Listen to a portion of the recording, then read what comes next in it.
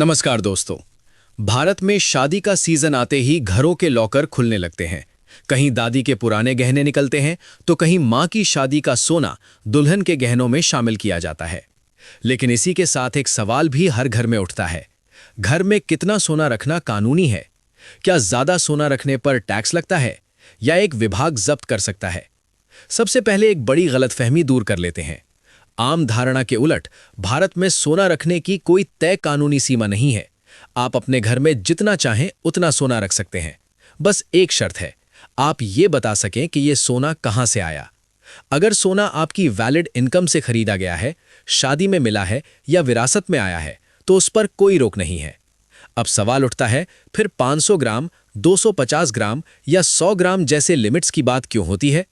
दरअसल ये सीमाएं सीबीडीटी यानी central board of direct taxes की नॉन सीजर गाइडलाइन से जुड़ी हैं। इनका मतलब ये नहीं है कि इससे ज्यादा सोना रखना गैरकानूनी है।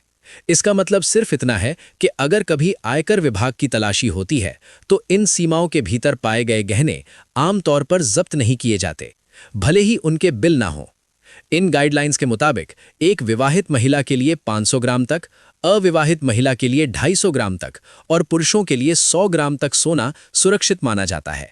संयुक्त परिवार यानी एचयूएफ के मामले में कोई तय सीमा नहीं है। ये परिवार की आय, सामाजिक स्थिति और परंपराओं के आधार पर तय किया जाता है। इन नियमों को भारतीय सामाजिक परंपराओं जैसे शादी और विरासत को ध्यान में रखकर बनाया गया है।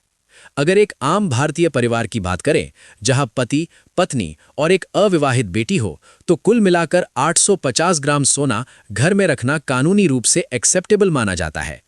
आज के सोने के दामों के हिसाब से 22 कैरेट सोने की कीमत और मेकिंग चार्ज जोड़ने के बाद ये रकम 1.2 करोड़ से ज्यादा हो सकती है।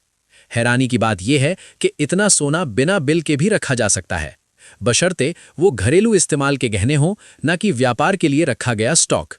हालांकि एक जरूरी बात ध्यान में रखने की है, ये छूट सिर्फ परिवार के सदस्यों पर लागू होती है। अगर तलाशी के दौरान किसी बाहरी व्यक्ति के गहने घर में पाए जाते हैं तो उन्हें जब्त किया जा सकता है। साथ ही सोने का इस्तेमाल पर्सनल या पारिवारिक होना चाहिए। कमर्शियल स्टॉक होने पर मामला अलग हो जाता है।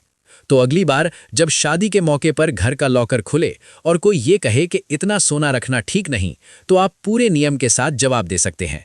कानून आपको डराने के लिए नहीं, समझाने के लिए बना है। बस जानकारी होना जरूरी है।